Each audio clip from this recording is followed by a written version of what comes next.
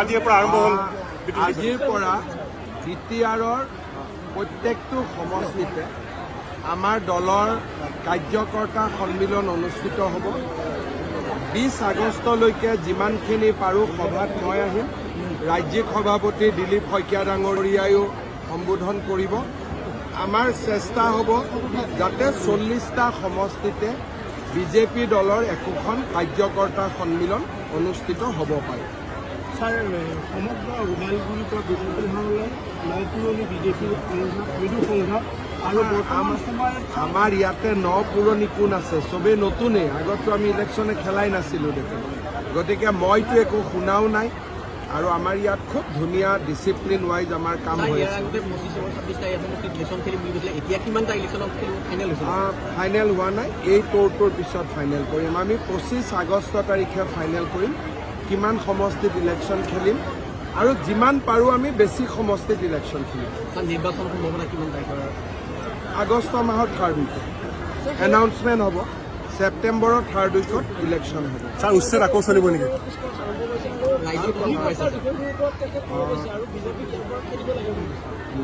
মানে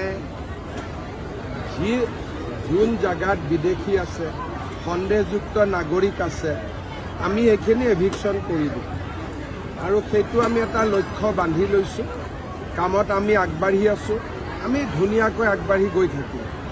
অখিল গগৈ ডাঙৰীয়াই পট্টাৰ কাৰণে লাগিব, কাৰণ তেওঁৰ তাতে ভোট আছে, কিন্তু পট্টাটো আৰু অখিল গগৈ দিব নোৱাৰে। তেওঁতো মন্ত্ৰীও নহয়, চৰকাৰো তেওঁ নাহে। ছাৰ, শক্তি বিভাগৰ প্ৰায় 5000ৰো অধিক কৰ্মচাৰী ইতিমধ্যে কাম কৰি আছে ঠিকাভিত্তিকভাৱে। সেইসকল কৰ্মচাৰীৰ কাৰণে নিৰ্বাচনৰ আগত কিবা ভাল খবৰ হ'ব নেকি? মই নাজানো, পাৱাৰ মিনিষ্টাৰক আপোনালোকে সুধিব লাগিব।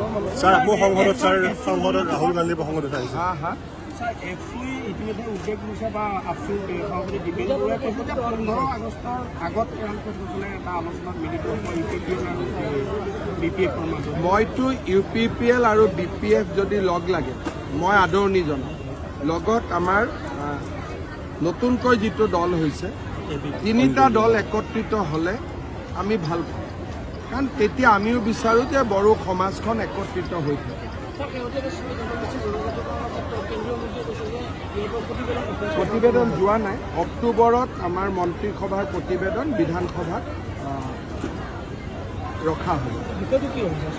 বিধানসভাই সিদ্ধান্ত ল'ব। আমাৰ প্ৰতিবেদনখন বিধানসভাত আমি প্ৰস্তুত কৰিম। ছাৰ, সংসদত ৰাহুল গান্ধী আৰু গৌৰৱ গগৈ যোৱাকালি কৈছোঁৱে গুৱাহাটীত। এটা কথা আছে ছাৰ, জাষ্ট আপোনাৰ BPF চৰকাৰৰ দিনত প্ৰায় 500তকৈও অধিক তাৰমানে যিটো ফিক্সড ডিপজিটৰ যিটো ফিক্স চাকৰি, সেই চাকৰিটো দিয়া হ'ল, কিন্তু 5 বছৰ ধৰি তেওঁলোকে আজি তাৰিখলৈ দৰমহা পোৱা নাই। BTRৰ ভিতৰৰ বহুত কথা মই নাজানো, কাৰণ আমি বিজেপিও দূৰৰ পৰাহে থাকোঁ। এইবাৰ যেতিয়া